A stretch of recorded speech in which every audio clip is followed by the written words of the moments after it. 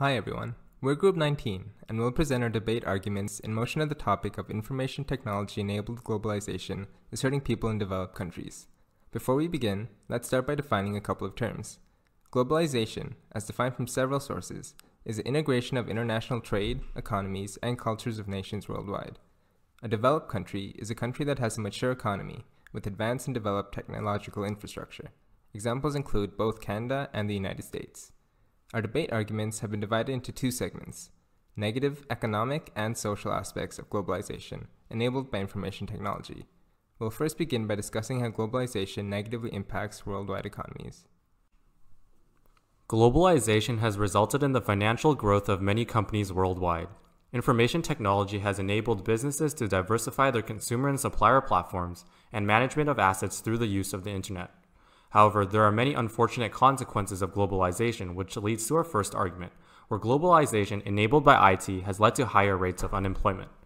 The implementation of free trade agreements like NAFTA has seen many large corporations based in developed countries outsource their operations in countries with lower labor costs and relaxed regulatory requirements, such as India and China. A significant example resides between the United States and Mexico, two countries with contrasting economies.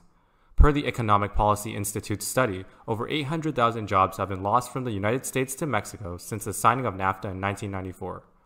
Significant amounts of goods are now exported into the United States, such as automotive products and manufacturing parts, resulting in employment rates 27% lower than pre-NAFTA rates. Unemployment in these sectors have also been heavily influenced by technological advancements, including automation. A study by the University of Toronto has forecasted that 1.5 to 7.5 million jobs in Canada within the next 10 to 15 years are at risk of being replaced by automation. Another study has estimated that 47% of all U.S. jobs in the near future are at risk of being replaced by automation. Inevitably, it is becoming increasingly common for jobs to be replaced by automation due to increases in overall efficiency and lower costs, resulting in unemployment. Overall, industry sectors have seen significant rates of unemployment due to trade liberalization and technological advancements from IT-enabled globalization. Our second argument focuses on the increased economic interdependence between countries due to the development of information technology. With globalization, developed countries become more dependent on other countries for essential goods and services.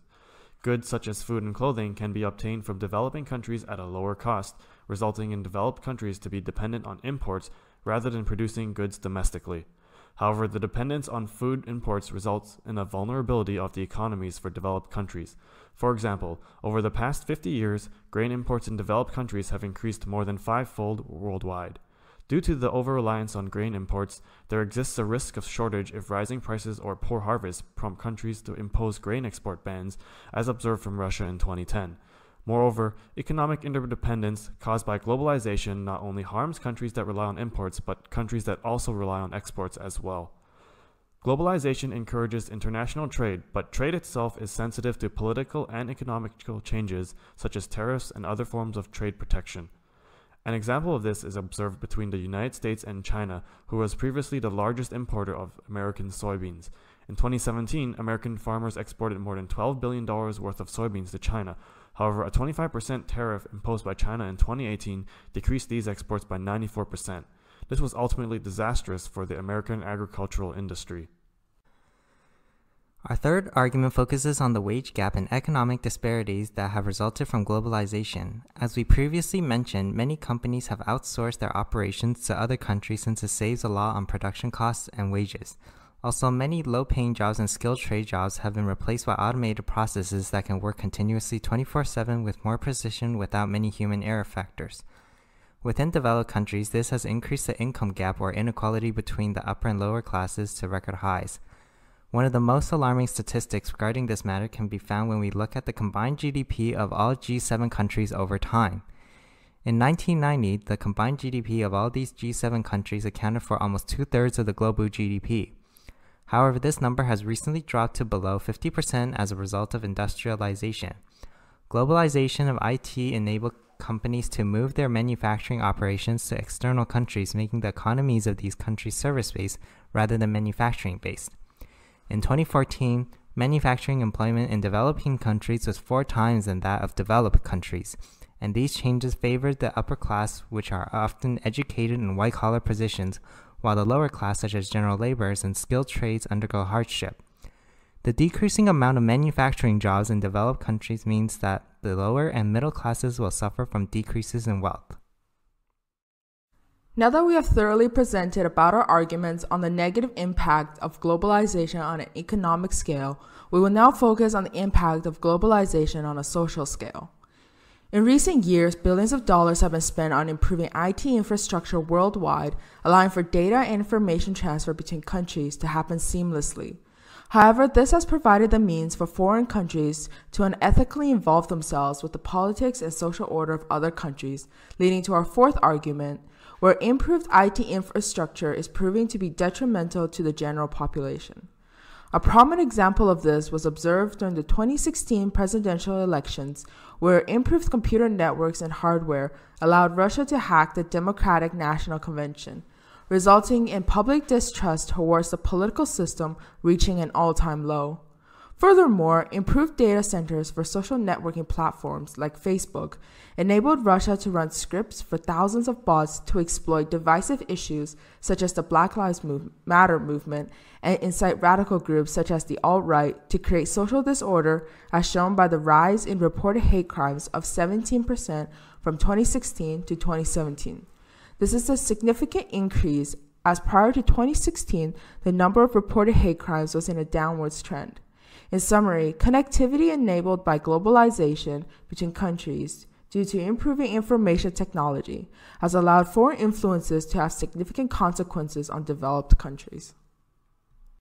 Modern communications have spread an awareness of the differences between countries and increased demand for migration to wealthier countries. Social issues in developed countries can stem from immigration due to concerns of losing jobs or displacement of cultural identity. Barriers to migration have increased in wealthier countries, leading to higher incidence of illegal immigration, thereby increasing risks and occurrences of human trafficking. The refugee crisis in Europe is an example of a recent event that highlights this issue.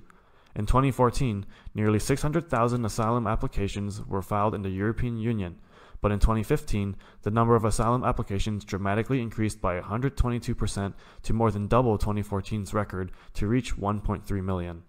Conflict and humanitarian issues in various parts of Africa and the Middle East have caused numerous refugees escaping towards Europe to seek asylum.